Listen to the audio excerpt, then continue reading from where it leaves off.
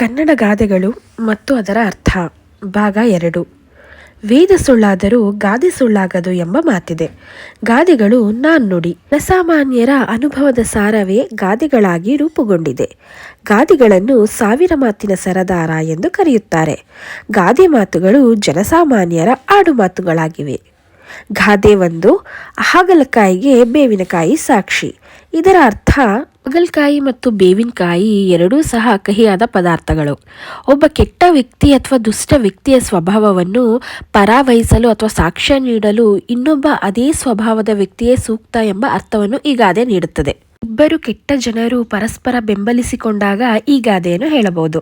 ಎರಡನೇ ಗಾದೆ ಅಲ್ಪರ ಸಂಗ ಅಭಿಮಾನ ಭಂಗ. ಈ ಗಾದೆಯ ಅರ್ಥ, ದುಷ್ಟನ ಕಂಡ್ರೆ ದೂರ ಇರು ಎಂಬುದು ಇದಕ್ಕೆ ಸಮಾನವಾದ ಗಾದೆ. ನೀಚ ಬುದ್ಧಿ ಅಥವಾ ಕೆಟ್ಟ ಗುಣ ಹೊಂದಿರುವವರ ಸವಾಸ ಎಂದಿಗೂ ಮಾಡಬಾರ್ದು. ಮಾಡಿದ್ರೆ ತಮ್ಮ ಗೌರವವನ್ನು ತಾವೇ ಕಳ್ಕೋಬೇಕಾಗತ್ತೆ ಅಥವಾ ನಿಂದನೆಗೆ ಒಳಗಾಗಬೇಕಾಗತ್ತೆ. ಆದ್ರಿಂದ ಸವಾಸ ಮಾಡುವಾಗ ಉತ್ತಮ ವ್ಯಕ್ತಿಗಳನ್ನು ಆಯ್ಕೆ ಮಾಡ್ಕೋಬೇಕು. ಈ ವಿಚಾರದಲ್ಲಿ ಅತ್ಯಂತ ಎಚ್ಚರಿಕೆ ಇರುವುದು ಬಹಳಾನೇ ಮುಖ್ಯ ಹಾಗೂ ಅವಶ್ಯಕ ಎಂಬುದೇ ಈ ಗಾದೆಯ ಅರ್ಥ.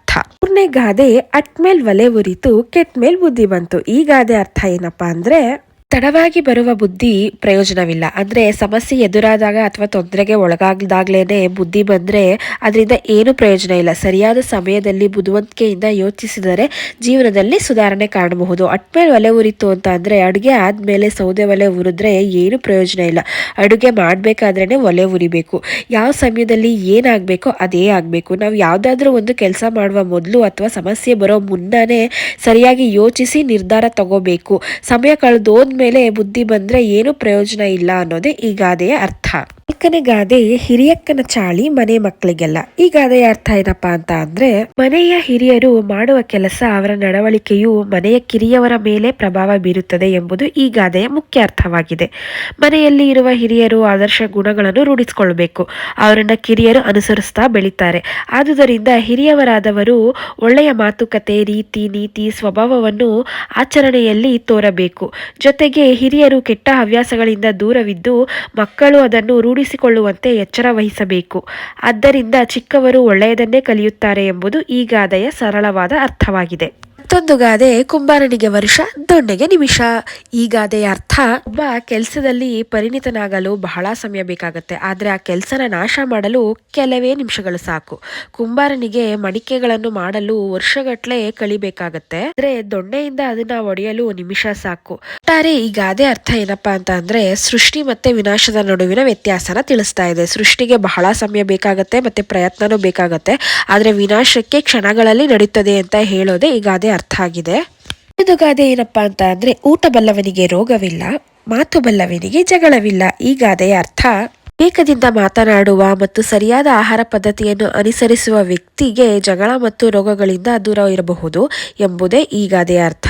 ಇದು ಜೀವನದಲ್ಲಿ ಶಾಂತಿ ಮತ್ತು ಆರೋಗ್ಯವನ್ನು ಕಾಪಾಡಿಕೊಳ್ಳಲು ಮುಖ್ಯವಾದ ಗುಣಲಕ್ಷಣಗಳನ್ನು ಸೂಚಿಸುತ್ತೆ. ಊಟ ಬಲ್ಲವನಿಗೆ ರೋಗವಿಲ್ಲ ಅಂತ ಅಂದ್ರೆ, ಆರೋಗ್ಯಕರವಾದ ಆಹಾರವನ್ನು ಕ್ರಮವಾಗಿ ಸೇವಿಸುವ ವ್ಯಕ್ತಿಗೆ ರೋಗಗಳು ಬರೋದು ಕಡಿಮೆ, ರೋಗಗಳೇ ಬರೋದಿಲ್ಲ ಅಂತಾನೆ ಹೇಳ್ಬೋದು. ಅಂದ್ರೆ ಆಹಾರದ ಬಗ್ಗೆ ಸಂಪೂರ್ಣ ಜ್ಞಾನ ಮತ್ತು ವಿವೇಚನೆಯಿಂದ ವರ್ತಿಸುವವರಿಗೆ ಉತ್ತಮ ಆರೋಗ್ಯ ಇರುತ್ತದೆ. ಮಾತು ಬಲ್ಲವನಿಗೆ ಜಗಳವಿಲ್ಲ ಅಂತ ಅಂದ್ರೆ, ಜ್ಞಾನ ಮತ್ತು ವಿವೇಕದಿಂದ ಮಾತನಾಡುವ ವ್ಯಕ್ತಿಗಳಿಗೆ ಯಾವ ತೊಂದರೆಗಳು, ಯಾವ ಜಗಳಗಳು ಉಂಟಾಗಲ್ಲ. ಅಂದ್ರೆ ಸರಿಯಾದ ಪದಗಳು ಮತ್ತು ವಿವೇಚನೆಯಿಂದ ಮಾತನಾಡುವ ವ್ಯಕ್ತಿಗೆ ಯಾವ ಕಷ್ಟ ಮತ್ತೆ ಜಗಳಗಳು ಬರೋದಿಲ್ಲ.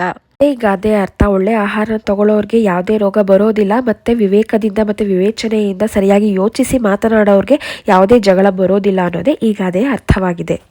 ಏಳನೇ ಗಾದೆ ಏನಪ್ಪಾ ಅಂತ ಅಂದ್ರೆ, ಆಕಳು ಕಪ್ಪಾದರೆ ಹಾಲು ಕಪ್ಪೆ. ಈ ಗಾದೆಯ ಅರ್ಥ, ಹಸುವಿನ ಬಣ್ಣ ಕಪ್ಪಾಗಿದ್ದರೂ ಅದು ನೀಡುವ ಹಾಲು ಯಾವಾಗಲೂ ಬಿಳಿಯಾಗಿಯೇ ಇರುತ್ತದೆ. ಇದು ಪ್ರಕೃತಿ ನಿಯಮ. ಒಂದು ಗಾದೆ ಮನುಷ್ಯನ ಹೊರರೂಪ ಮತ್ತು ಒಳರೂಪದ ವ್ಯತ್ಯಾಸವನ್ನ ಸ್ಪಷ್ಟಪಡಿಸ್ತಾ ಇದೆ.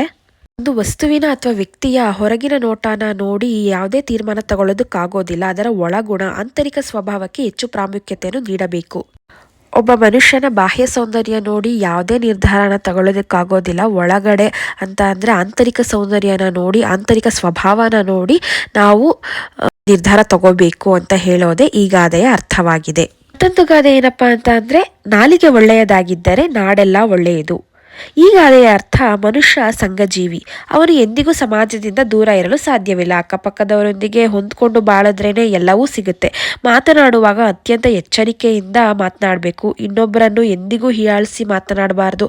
ಒಳ್ಳೆ ಮಾತಿಂದನೇ ಜಗವನ್ನ ಗೆಲ್ಲಬೇಕು. ಪ್ರತಿಯೊಬ್ಬರು ಮನಸ್ಸನ್ನ ಗೆಲ್ಲಬೇಕು. ಗೌರವದಿಂದ ಮಾತಾಡಬೇಕು. ನಾಲಿಗೆ ಒಳ್ಳೆಯದಾಗಿದ್ದರೆ ಊರೇ ಒಳ್ಳೆಯದು ಅಂತಾನೂ ಹೇಳ್ತಾರೆ.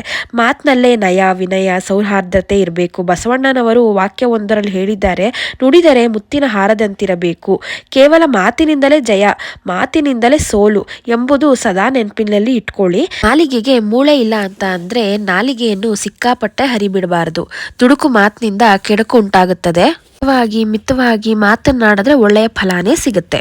ಅದೇ ಅರ್ಥ ಏನು ಅಂತ ನಿಮ್ಗೆ ಗೊತ್ತಾಗಿರುತ್ತೆ. ಹಿತವಾಗಿ, ಮಿತವಾಗಿ, ಗೌರವದಿಂದ ಎಲ್ಲರ ಜೊತೆನೂ ಮಾತಾಡಬೇಕು. ದುಡುಕಿ ಏನೇನೋ ಮಾತಾಡಿದ್ರೆ ಕೆಡುಕುಂಟಾಗುತ್ತೆ ಅಂತ ಹೇಳೋದೇ ಈಗ ಅದೇ ಅರ್ಥವಾಗಿದೆ. ನೋಡ್ಕೊಂಡಲ್ವಾ ಫ್ರೆಂಡ್ಸ್, ಇವತ್ತಿನ ಈ ವಿಡಿಯೋ ನಿಮ್ಗೆ ಎಲ್ರಿಗೂ ಇಷ್ಟ ಆಗಿದ್ದಲ್ಲಿ ವಿಡಿಯೋನ ಲೈಕ್ ಮಾಡಿ, ಫ್ಯಾಮಿಲಿ ಫ್ರೆಂಡ್ಸ್ಗೆ ವಿಡಿಯೋನ ಶೇರ್ ಮಾಡಿ. ಮತ್ತಷ್ಟು ವಿಡಿಯೋಸ್ಗಳಿಗಾಗಿ ನನ್ನ ಚಾನಲ್ನ ಸಬ್ಸ್ಕ್ರೈಬ್ ಮಾಡ್ಕೊಳ್ಳಿ ಅಂತ ಹೇಳ್ತಾ ಇವತ್ತಿನ ಈ ವಿಡಿಯೋನ ಇಲ್ಲಿಗೆ ಎಂಡ್ ಮಾಡ್ತಾ ಇದ್ದೀನಿ. ಇನ್ನೊಂದು ವಿಡಿಯೋದಲ್ಲಿ ನಿಮ್ಮನ್ನ ಭೇಟಿ ಆಗ್ತೀನಿ ಅಂತ ಹೇಳ್ತಾ ಧನ್ಯವಾದಗಳು.